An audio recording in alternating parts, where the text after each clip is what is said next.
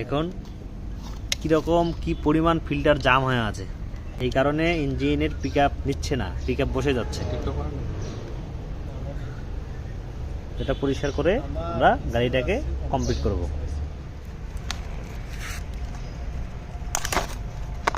আমরা এটা কীভাবে পরিষ্কার করব,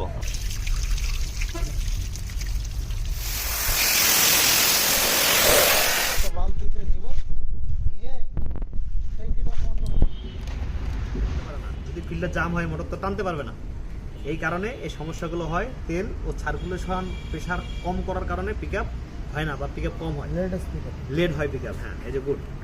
4 মাস পর পর মাথায় রাখবেন, কারণ বর্তমান তেলের কন্ডিশন খুব খারাপ, বর্তমান ডিজেল একদম বাজে। ডিজেলের কারণে আমরা অনেক ক্ষতিগ্রস্ত হচ্ছি।